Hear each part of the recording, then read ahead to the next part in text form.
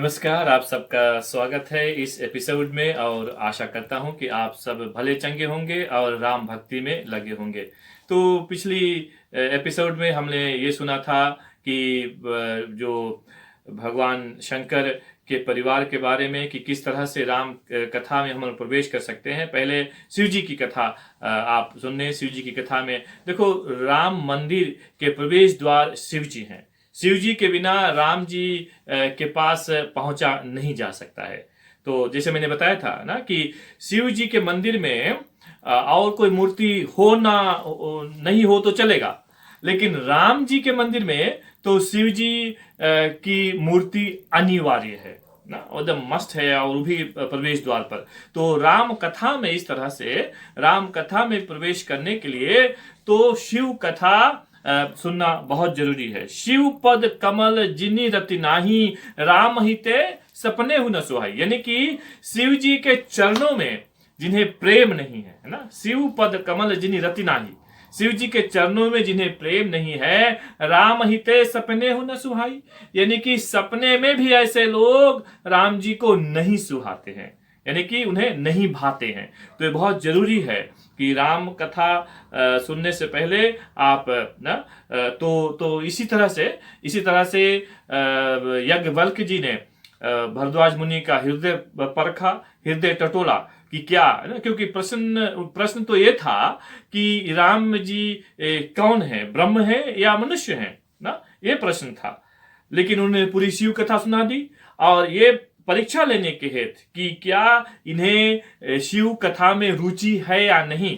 अगर शिव जी कथा में रुचि नहीं होती तो वो कथा आगे नहीं बढ़ाते, क्योंकि यही तो प्री रिक्विजिट है, ये अनिवार्य है कि पहले शिव कथा समझें, शिव कथा में से अपने आप को भरपूर करें और प्रेम ले, आनंद ले, तब वहां से आगे बढ़ें। तो अब यहाँ पर इन्होंने देखा कि ये तो शिव जी की कथा में बहुत मग्न से शिव जी की कथा सुन रहे हैं भरद्वाज मुनि, तो उन्होंने इनकी परीक्षा ले ली।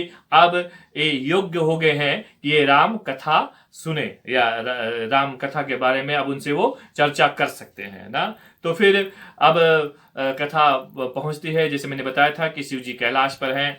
तो शिव जी कैलाश शिखर पर स्थित वट वृक्ष के नीचे बैठे हैं ना, जटा का मुकुट है और माथे पर ललाट है और मृग चरम ना, और गंगा बह रही है ना, ऐसे मंद मंद पवन चल रही है।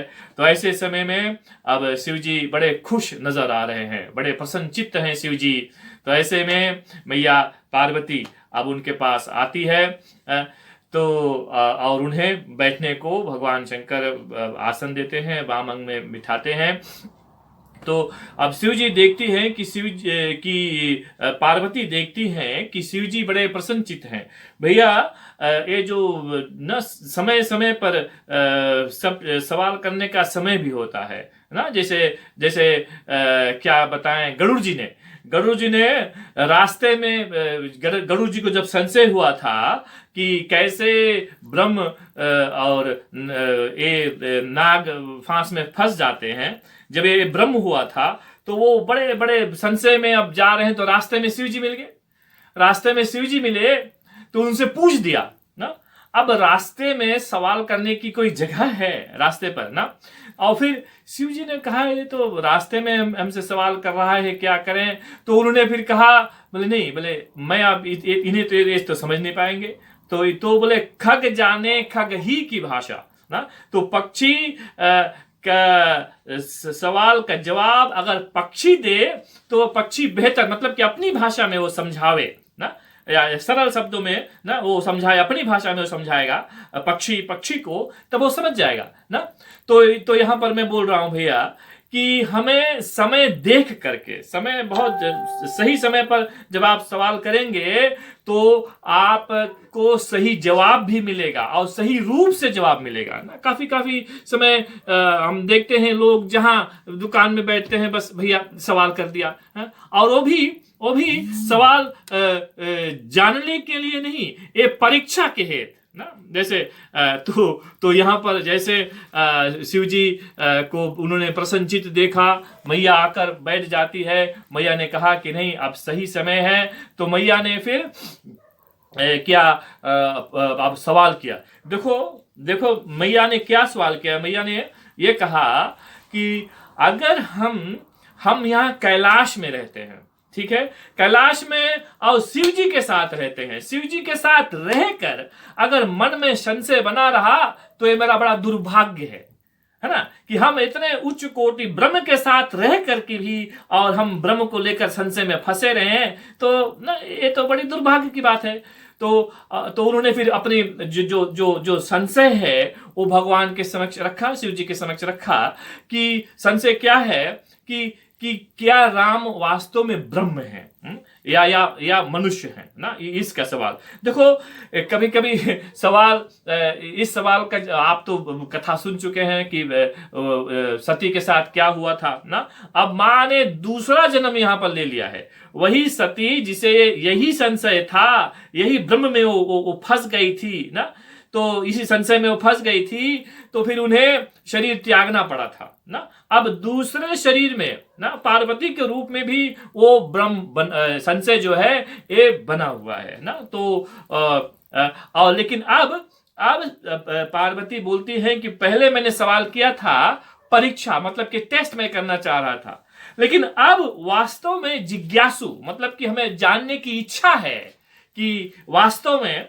क्या राम ब्रह्म है या मनुष्य है। अगर ब्रह्म है तो मनुष्य की तरह कैसे लीला कर रहे हैं, और अगर मनुष्य हैं तो ब्रह्म की तरह कैसे ना इस तरह से ना कैसे होता। अगर ना ब्रह्म है या मनुष्य, अगर ब्रह्म है तो राजकुमार कैसे हो सकते हैं, राजा दशरथ के यहाँ फिर ना कैसे। और अगर ये राजकुमार हैं ना तो ब्रह्म कैसे ना। ये सवाल उन्होंने किया। तो बोले अगर लीला करने हेतु तो ब्रह्म को ये सब करने की क्या आवश्यकता है। अगर लीला कर रहे हैं, आप बोल रहे हैं कि प्रभु अवतार लेकर और लीला कर रहे हैं, तो ब्रह्म को ये सब करने की क्या आवश्यकता।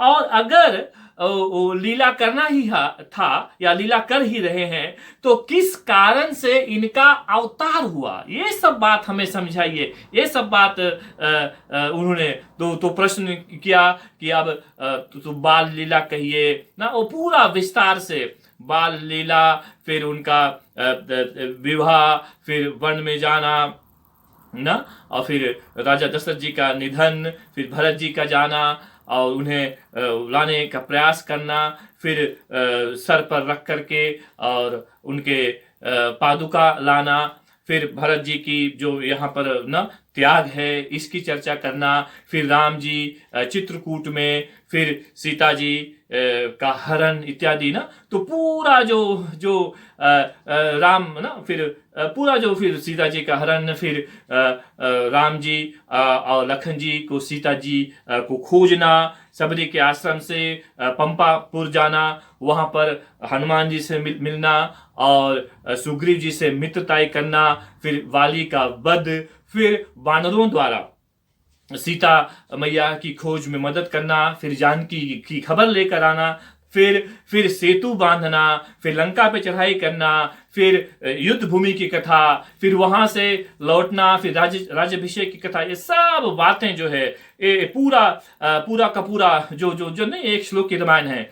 आदौ राम तपोवनादि गमन हत्वा मृग कांचनम वैदेही हरन जटायु मरन सुग्रीव संभाषणम वाले निर्दलन समुद्र तरन लंकापुरी दाहनम पश्चात रावण कुंभकर्ण हनन यदति रामायणम। ये एक श्लोक की रामायण है। पूरा रामायण का विस्तार जो है बाबा तुलसीदास जी ने केवल एक श्लोक में ये बता दिया ना। तो ये पूरा का फिर उन्होंने ये भी पूछ लिया कि ज्ञान और भक्ति, वैराग्य, शिव और जीव के भेद ना, ये सब महत्वपूर्ण प्रश्नों का आप उत्तर दें। तो देखो उन्होंने ना पूरा इसमें और ये भी कह दिया, देखो भैया हम लोगों में वो सामर्थ्य भी नहीं है कि हम लोग सवाल करना भी जानते हैं। तो उन्होंने ये भी कह दिया कि जो प्रभु मैं पूछा नहीं होई, ना कि प्रभु अगर मैंने कुछ पूछा भी नहीं है, सौ दयाल राखो जो निगोई, कि हे प्रभु हम तो अज्ञानी हैं और हमसे शायद पूछने में भी चूक हो गई है, क्योंकि हम नहीं जानते हैं कि हमें वास्तव में क्या पूछना चाहिए, कैसे पूछना चाहिए ना। तो अगर कुछ चूक हो गई हो तो प्रभु आप मुझे क्षमा करके और हे दयालु मुझे सब बातें पूरी विस्तार से समझाइए। तो ऐसा सवाल मैया पार्वती भगवान श्री राम भगवान भोलेनाथ जी के समक्ष ये जब रखती हैं, तो अब भोलेनाथ जी क्योंकि अब जैसे मैंने कहा था ना कि समय अनुकूल है ना, प्रभु अब कथा कहने के उनकी वातावरण कायम हो गया है ना, सब कुछ अनुकूल है। तब जब सवाल पूछा जाता है तब नहीं तो तभी नहीं, जैसे मैंने कहा था शुरू में कि जब शिष्य सवाल करेगा तब गुरुजी खुल करके उन सवालों का जवाब देंगे, और शिष्य अगर सवाल नहीं पूछेगा तो गुरुजी कैसे आपका जवाब देंगे ना। तो आपको सवाल विस्तार से और ये भी बोलना चाहिए कि गुरुजी हम अगर ना भी जो कुछ पूछे हों और आप सोचते हो कि हमें जानना चाहिए तो हमें इस बारे में बता दीजिए। तो ऐसा यहाँ पर मैया पार्वती ने अपने आप को तुच्छ मान करके, याद रहे भैया ये बहुत जरूरी बात है कि सवाल हम कैसे करते हैं। अगर आप परीक्षा लेने के हेतु या किसी को नीचा दिखाने के हेतु अगर आप सवाल कर रहे हैं तो आपके सवाल का सही जवाब नहीं मिलेगा। हाँ, अगर आप जिज्ञासु मतलब कि जानने के लिए, अपने ज्ञान में वृद्धि करने के लिए और सवाल पूछ रहे हैं, तो जो से आप सवाल पूछ रहे हैं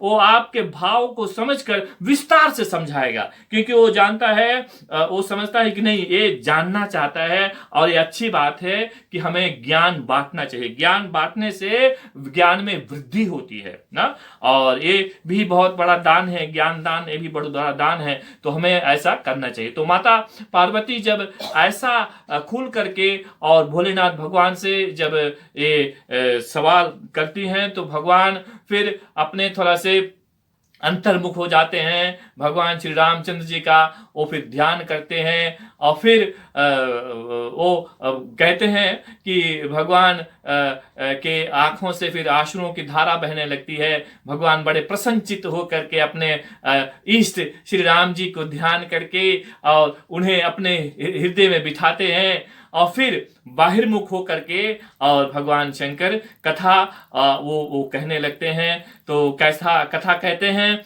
इसकी चर्चा हम लोग अब अगली कड़ी में करेंगे कि भगवान किस तरह से राम कथा की शुरुआत करते हैं, सबकी वंदना करते हैं। तो आप सब इस कथा को बहुत चाह रहे हैं, बहुत आप सब हमें सहयोग दे रहे हैं, तो बहुत बहुत धन्यवाद है। आशा करता हूं कि इसी तरह से आपका सहयोग, आपका साथ हमारे साथ बना रहेगा और हम सब मिलकर राम भक्ति करेंगे। तो एक बार फिर से सबको विशेष धन्यवाद। जय श्री सीताराम।